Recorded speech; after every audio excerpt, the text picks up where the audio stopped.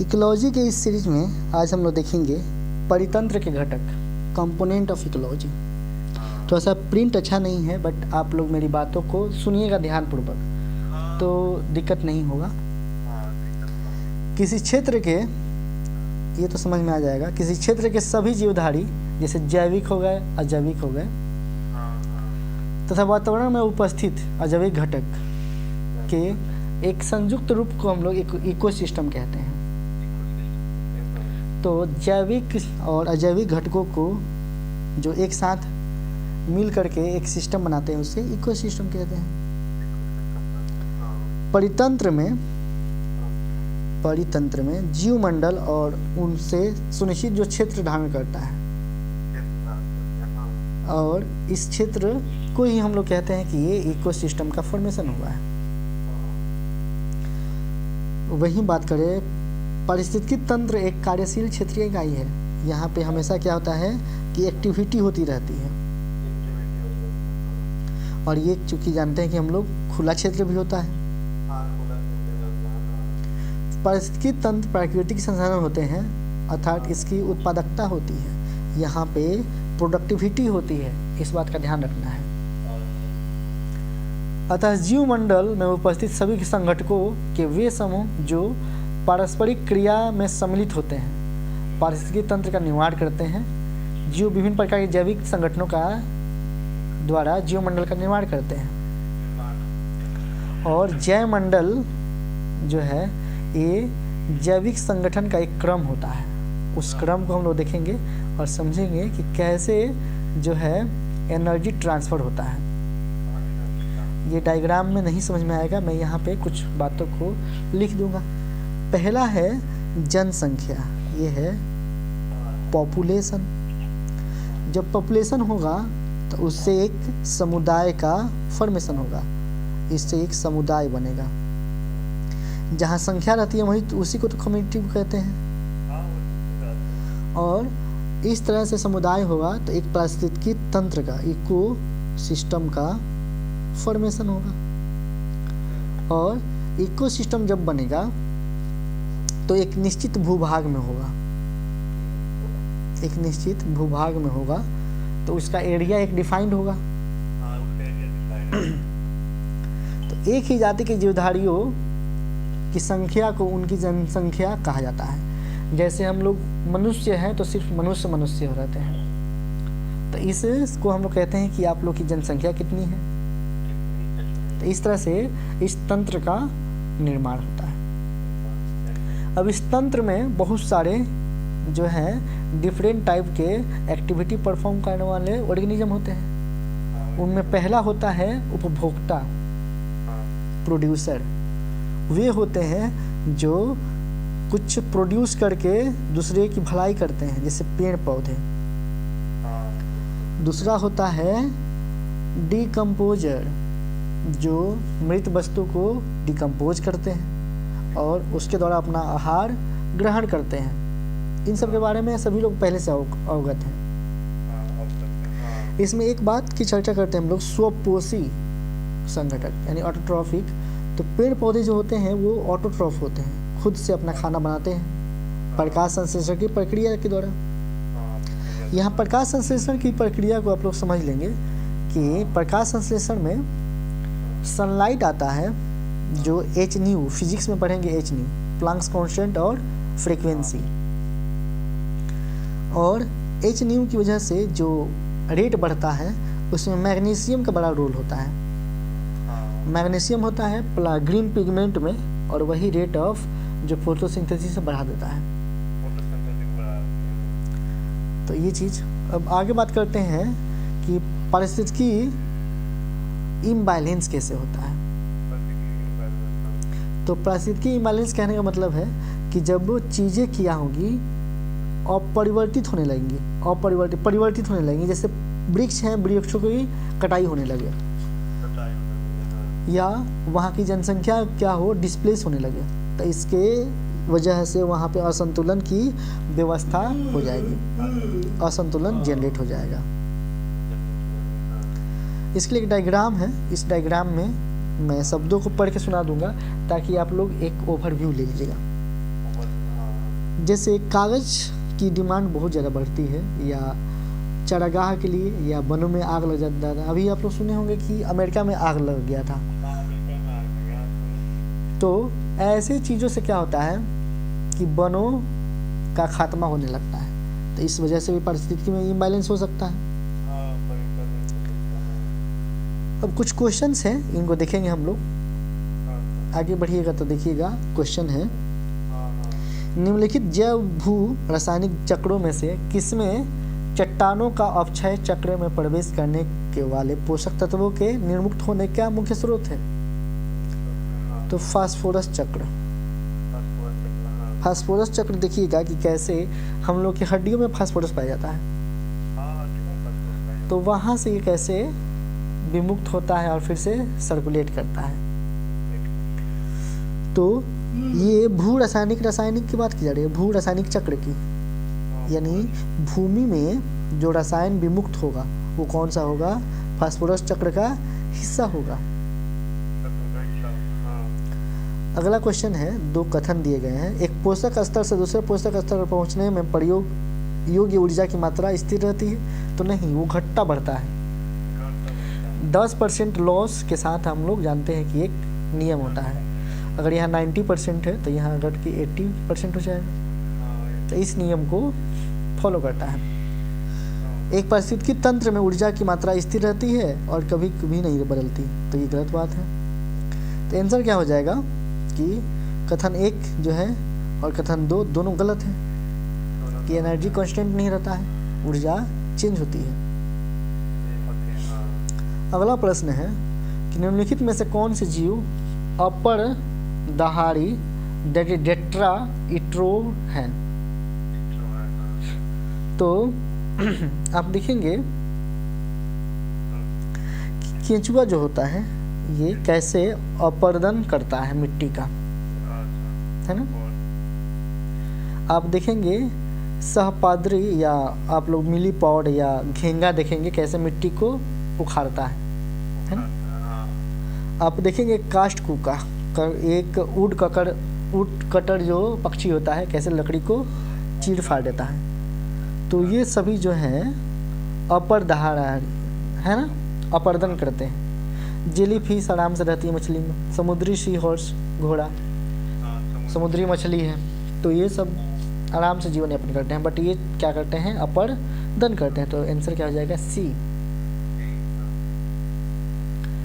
आसन conservation reserve कहाँ है? तो आसन आप लोग जानते हैं कि उत्तराखंड में एक जगह है। अब ऐसा नहीं कि आसनसोल समझ लीजिए आप लोग, आसनसोल जो है वो है वेस्ट बंगाल में, पश्चिम बंगाल में। ये है आसन सिर्फ, यस आसनसोल है वेस्ट बंगाल में, ये सिर्फ आसन जगह का नाम है। अगला देखेंगे कि राष्ट्रीय उद्यानों में आनुवंशिक विविधता का रख रखाव किया जाता है, तो वो किया जाता है इन टू सीट संरक्षण द्वारा। अब आगे बढ़ते हैं और देखते हैं कुछ और बातों को। आज हम लोग कोशिश करेंगे कि इस लेक्चर को ख़त्म करें ताकि आने वाले क्लासेस में कुछ और गहरी बातें जान सकें एग्ज़ाम से रिलेटेड, ताकि हम लोग 40 में 40 लाने की कोशिश करेंगे तो 30-35 प्लस आएगा। तो 40 नंबर का पढ़ के जाएंगे, यानी बहुत सारा कुछ पढ़ लेंगे तो 30-35 आएगा, और फिर हम लोग एग्ज़ाम्स को क्रैक कर सकते हैं। अगला टॉपिक है हम लोग का फूड चेन, यानी खाद्य श्रृंखला। तो खाद्य श्रृंखला में आप देखेंगे कि किसी पारिस्थितिक तंत्र के संचालन हेतु तो ऊर्जा की आवश्यकता होती है। ऊर्जा क्या है? Work to do anything, work कार्य करने की क्षमता के लिए जो चीज़ चाहिए आपको वही क्या है? ऊर्जा है। कार्य करने की क्षमता को ही ऊर्जा कहते हैं। Work capacity to do work is called ऊर्जा, एनर्जी। जीवों में ऊर्जा खाद्य पदार्थों से मिलती है। अब हम लोग लिविंग थिंग है तो हम लोगों में मिलता है इससे खाना खाने से।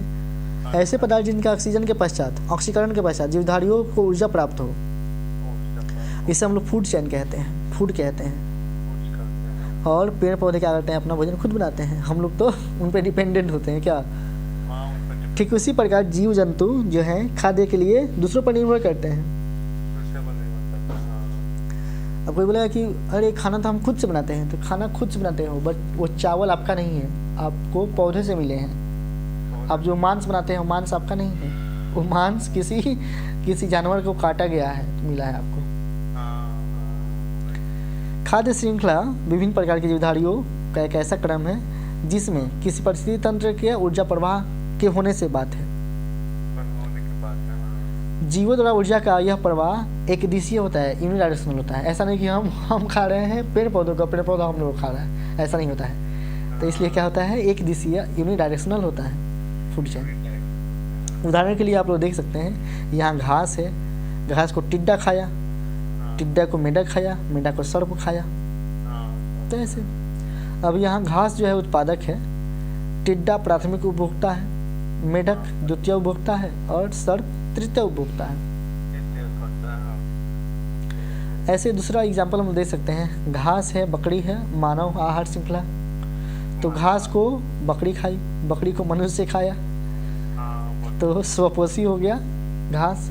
बकरी हो गई शाकाहारी उपभोक्ता, हम लोग हो गए सर्वाहारी या मांसाहारी उपभोक्ता। इस तरह से हम लोग देखते हैं कि जीवीय संघटक बायोटिक कंपोनेंट क्या है। एक ऐसी जीवित वस्तुएं हैं जो एक पारिस्थितिकी तंत्र का निर्माण करती है। जीवित संघटकों के सामान्य शामिल होते हैं, जैसे उत्पादक में पेड़ पौधे शैवाल हो गए, उपभोक्ता में जानवर मनुष्य हो गया, अपघटक में कवक और जीवाणु हो गए। पारिस्थितिकी तंत्र में ऊर्जा का अंतरण क्रमबद्ध तरीकों के द्वारा होता है, जिसे हम लोग खाद्य श्रृंखला कहते हैं। एक सीक्वेंस को फॉलो करता है वो। पारिस्थितिकी तंत्र के विभिन्न जीव जैसे पेड़ पौधे और जंतु अपनी पोषण संबंधी आवश्यकताओं के अनुसार एक दूसरे पर निर्भर रहते हैं। और परितंत्र के जैविक घटकों में से हरे पेड़ पौधे उत्पादक घटक के अंतर्गत आते हैं। वहीं हरे पेड़ पौधे जो होते हैं सूर्य के प्रकाश के द्वारा अपना प्रकाश संश्लेषण प्रक्रिया के द्वारा खाना बनाते हैं, और इसलिए इनको कहते हैं हम लोग ऑटोट्रॉफ्स, स्वपोषी। हरे पेड़ पौधे मानव सहित समस्त जंतुओं के लिए प्रत्यक्ष अपना अप्रत्यक्ष रूप से भी आहार और भोजन ऊर्जा जो है ये आपूर्ति करते हैं। वे सभी पेड़ पौधे जो कि प्रकाश संश्लेषण के द्वारा भोजन का निर्माण करते हैं, उन्हें हम लोग प्राथमिक पोषक या उत्पादक कहते हैं, याद रखना है, प्रोड्यूसर कहते हैं। वहीं पेड़ पौधे प्रकाश संश्लेषण हरे रंग के लवक क्लोरोफिल कहते हैं जिसमें क्या होता है, मैग्नीशियम होता है। कौन सा एलिमेंट, मैग्नीशियम। मैग्नीशियम का एटॉमिक नंबर 12 होता है और इसमें वैलेंस इलेक्ट्रॉन की संख्या 2 होती है आउटर मोस्ट ऑर्बिट में। तो इनके कारण ये प्रक्रिया संपादित होती है क्लोरोफिल की वजह से ही। और क्लोरोफिल का कलर कैसा होता है, हरा रंग। समुद्री खाद्य श्रृंखला में फाइटोजोन होते हैं, इसको फाइटोप्लैंक्टन भी कहते हैं हम लोग। और ये प्राथमिक उत्पादक होते हैं, ये प्रकाश संश्लेषण की प्रक्रिया द्वारा ऊर्जा प्राप्त करते हैं। तो फाइटोप्लैंक्टन जो होते हैं ये, और पृथ्वी के वायुमंडल में उपस्थित ऑक्सीजन की अधिकतर मात्रा के लिए फाइटोप्लैंक्टन ही उत्तरदायी हैं। तो वायुमंडल में जो ऑक्सीजन की मात्रा इतना ज़्यादा है 20%, 21%, तो वो किसकी वजह से, फाइटोप्लैंक्टन से हैं।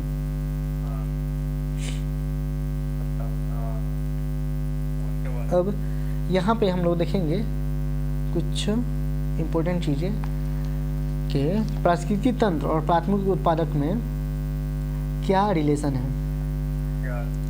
तो प्राथमिक उत्पादक में देखेंगे, अभी हम लोग पढ़े हैं फाइटोप्लैंक्टन, जिसको हम लोग पादप प्लवक भी कहते हैं।